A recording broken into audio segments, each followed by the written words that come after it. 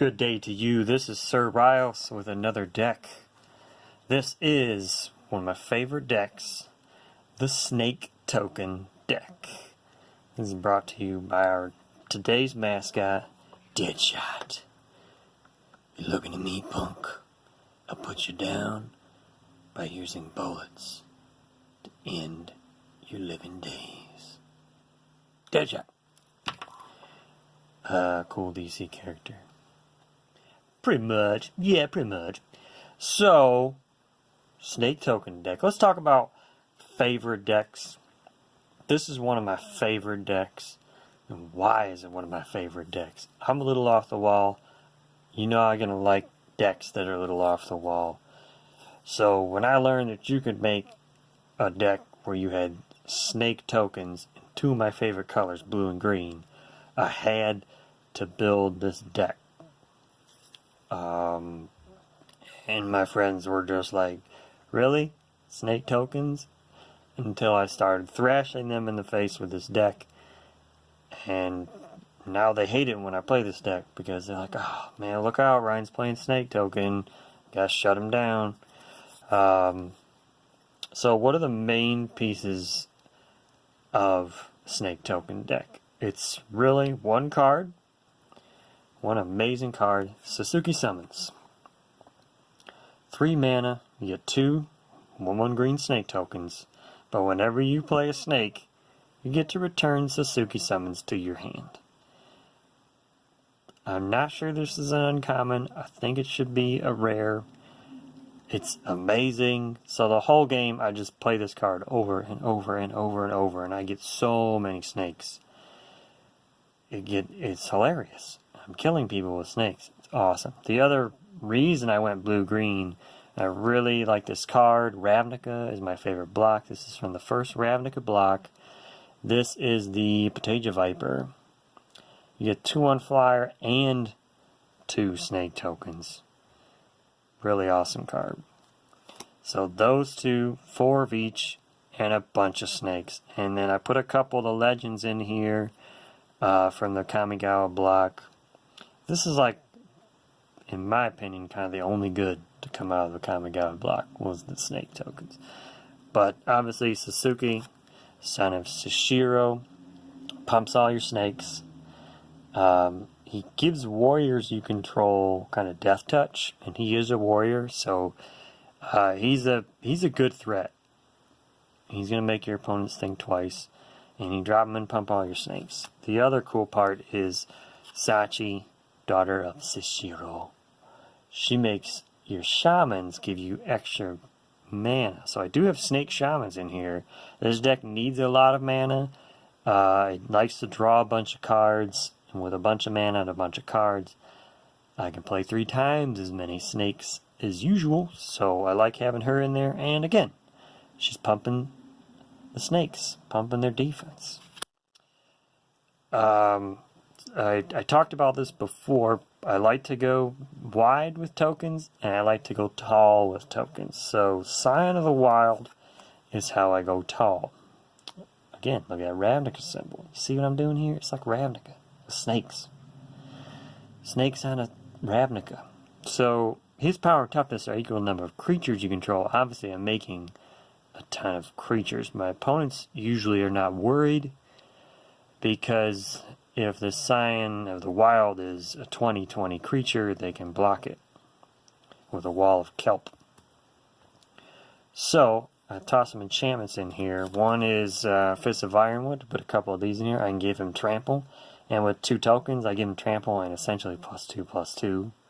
So that works really well with Scion of the Wild.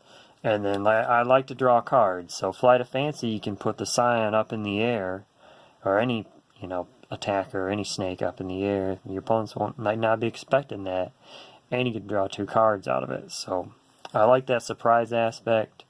I like the Ravnica side. This deck likes to draw a bunch of cards. Those are the main pieces. Essentially, Suzuki Summons is it though. Like, oh, that card is insane. Other notable cards, just a bunch of snakes. You want to play a bunch of snakes, preferably blue-green snakes, because multicolored cards are gorgeous looking. what is better than Mystic Snake? You know how satisfying it is when your opponent wants to play something and you get to counter it, but also get a 2/2 snake? It's extremely satisfying. I will slam this card down on the table so hard. I think I've broken Mystic Snakes in half before, because I'm just like, Mystic Snake! Boom! You're not casting that spell. So yeah, 4. Gotta have 4. You gotta have like 4 of these in your lower scale Quaddle.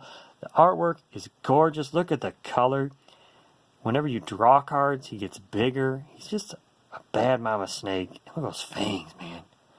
His eye like glows blue. That's so cool. Here's one of the snake shamans. You need a lot of mana to play a lot of snakes. Fortunately, snakes make mana. Did you know this? The more you know. Snake form, flavor. This is the removal in the deck. There's a little bit of bounce, but essentially you just make something a 1/1, and then one of your 1/1 snakes can kill it.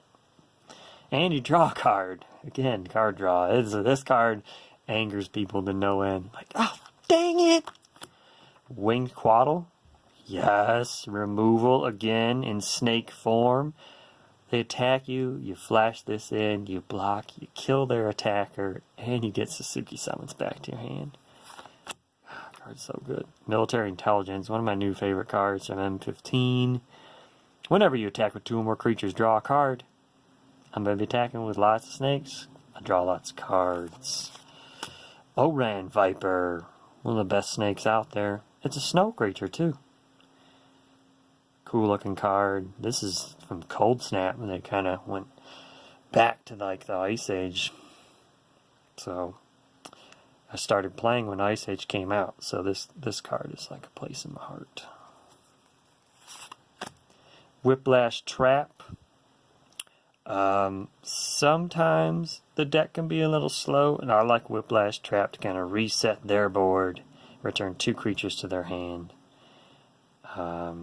And heck, if they played 2 guys before attacking, which is a big mistake, for 1 mana you may pick up 2 guys, so that's a good card. It kind of has like a green-blue look to it. Doesn't it look like it belongs in a kind of a green-blue deck? Caseto, he went in here. He's from one of the Commander decks. Of course he went in here. Legendary Snake Wizard. That's just cool mythic right there. Ambush Viper.